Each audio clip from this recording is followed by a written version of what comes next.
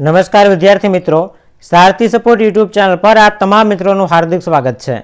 તો આજના આ વિડીયોની અંદર વાવથરા શાળા વિકાસ અંકો દ્વારા લેવાયેલું ધોરણ 11 ભૂગોળ વિષયનું પ્રથમ પરીક્ષાનું પેપર સોલ્યુશન જોવાના છીએ। તો આ વિડીયોને સ્કીપ કર્યા વગર અંત સુધી જોતા રહેજો। સૌથી પહેલા આપણે વિભાગ એના સોલ્યુશનની વાત કરીએ તો પહેલો ક્વેશ્ચન તમારી પરીક્ષામાં પૂછાયેલો હતો, ક્રમબદ્ધ અથવા પદ્ધતિસર અભ્યાસ અભિગમના પ્રવર્તક કોણ છે? જવાબ આવશે હમ્બોલ્ટ, ઓપ્શન નંબર બી। ત્યાર પછી પ્રશ્ન નંબર 2, કયો ગ્રહ સૌથી તેજસ્વી ગ્રહ છે? તો જવાબ આવશે શુક્ર, ઓપ્શન નંબર બી। ત્યાર પછીનો ક્વેશ્ચન છે ક્વેશ્ચન નંબર 3, અહીંયા લાવાના થર જોવા મળે છે? તો જવાબ આવશે ઓપ્શન નંબર સી, માથેરાન। ત્યારબાદ ચોથો ક્વેશ્ચન, નીચેનામાંથી કયો જ્વાળામુખી સુપ્ત પ્રકારનો છે? જવાબ આવશે સી, એકાંકા ગુવા। એના પછી પાંચમો ક્વેશ્ચન, ખંડ પ્રવહન સિદ્ધાંત રજૂ કરનાર જર્મન વૈજ્ઞાનિકનું નામ શું હતું? જવાબ આવશે આલ્ફ્રેડ વેગનર, ઓપ્શન નંબર એ। ત્યાર પછીનો ક્વેશ્ચન છે, ખનિજ તેલ કયા પ્રકારના ખડકમાંથી મળી આવે છે? તો જવાબ આવશે વિકલ્પ નંબર સી, પ્રસ્તર ખડક। ત્યારબાદ સાતમો ક્વેશ્ચન છે, ઉચ્ચ પ્રદેશો કુલ ભૂમિખંડોનો કેટલો ભાગ રોકે છે? તો જવાબ આવશે 33% ભાગ। એના પછી 8 નંબરના ક્વેશ્ચનની વાત કરીએ તો સૂર્યના ઇન્ફ્રારેડ કિરણોને શોષી લેનાર વાયુ કયો છે? જવાબ આવશે ઓઝોન।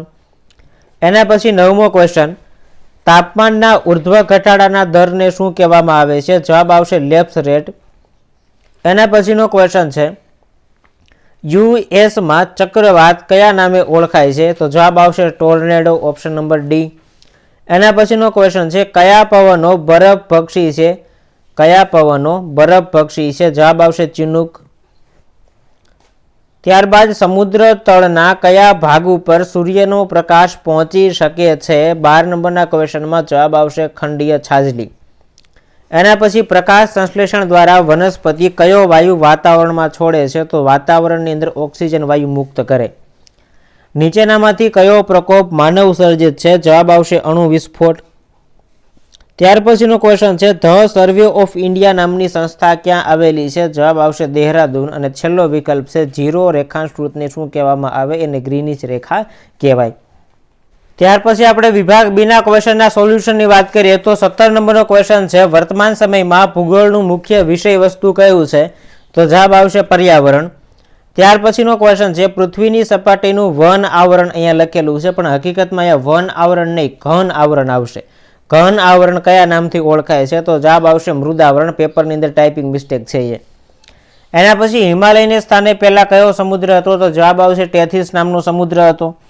ત્યારબાદ સ્વસ્થાનીય જમીન એટલે શું? તો કે ભાઈ જે જમીન નિર્માણ થયા પછી પોતાની મૂળ જગ્યાએ ત્યાંને ત્યાં ટકી રહે તો આને સ્વસ્થાનીય જમીન કહેવાય।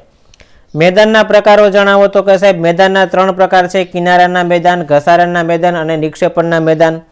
એના પછી દબાણ પ્રવણતા એટલે શું? વ્યાખ્યા આપેલી છે, તો બે સ્થળ કે પ્રદેશના હવાના દબાણની વચ્ચે રહેલો તફાવત આને દબાણ પ્રવણતા કહેવાય। એના પછીનો ક્વેશ્ચન છે, કયા કારણના લીધે ભરતી અને ઓટ આવે છે? તો સૂર્ય અને ચંદ્રના ગુરુત્વાકર્ષણ બળના કારણે છે એ ભરતી અને ઓટ આવે છે। છેલ્લો ક્વેશ્ચન છે, ભારતનો પ્રમાણ સમય કયા રેખાંશ ઉપરથી નક્કી થાય છે? તો જવાબ આવશે 82.30 પૂર્વ રેખાંશ, આના ઉપરથી છે એ નક્કી થાય છે। ત્યારબાદ વિભાગ સી વાત કરીએ તો વિભાગ સીના ક્વેશ્ચન અત્યારે આપણે જવાબ નથી જોતા, ખાલી પ્રશ્ન જોઈ લઈએ છીએ, આઈએમપીની અંદર તમને કાયમ લાગશે। વસ્તી ભૂગોળ એટલે શું? ભૂગર્ભ વિશે આપનું જ્ઞાન ખૂબ જ સીમિત છે, શા માટે? આગ્નેય ખડકોના પેટા વિભાગો જણાવો, ભૂમિગત જળનું નિક્ષેપણ કાર્ય લખો, આબોહવાની વ્યાખ્યા આપો, ઉષ્માવરણ એટલે શું? મુંબઈ અને પુણે વચ્ચે ઓછું અંતર હોવા છતાં મુંબઈમાં વરસાદ વધારે પડે છે, શા માટે? પારિસ્થિતિક તંત્ર એટલે શું? જ્વાળામુખીના પ્રસ્ફોટન સમયે સાવચેતીના કયા કયા પગલાં લેવા જોઈએ? દુષ્કાળ શું છે? એના માટે કયું કારણ જવાબદાર છે? સાંસ્કૃતિક નકશા એટલે શું? સ્થળવર્ણનના નકશામાં સૂચકાંક એટલે શું? આટલા પ્રશ્ન વિભાગ સીની અંદર તમને પૂછેલા છે, જે એક્ઝામમાં તમને કાયમ લાગશે।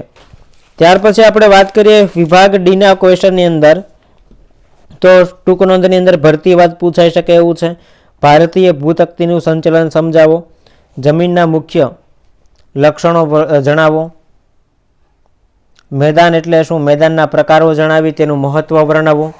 તાપમાન, વ્યુત્ક્રમણ એના વિશે ટૂંક નોંધ પૂછાઈ શકે. મહાસાગરના પ્રવાહની અસરો વિશે જણાવો. નકશાનું મહત્વ વર્ણવવું. મોબાઈલ મેપિંગ વિશે સમજાવો. આટલા પ્રશ્નો ડી વિભાગમાં આપેલા છે.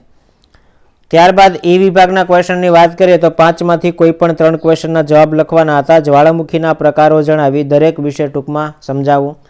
તાપમાનનું વિતરણ એટલે શું? તાપમાનના વિતરણના વિભાગો જણાવો.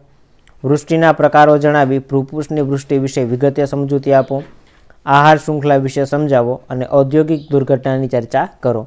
આટલા પ્રશ્ન છે એ તમારા માટે અગત્યના પરીક્ષામાં જો પેપર બાકી હોય તો IMPની અંદર કામ લાગશે. ઓકે, તો આશા રાખું છું કે વિડીયો પસંદ આવ્યો હશે. જો વિડીયો પસંદ આવ્યો હોય તો લાઇક કરી દેજો. ચેનલને સબસ્ક્રાઈબ કરવાની બાકી હોય તો સબસ્ક્રાઈબ કરી દેજો. મળીએ છીએ નવા વિડીયો સાથે. જય હિન્દ, જય ભારત.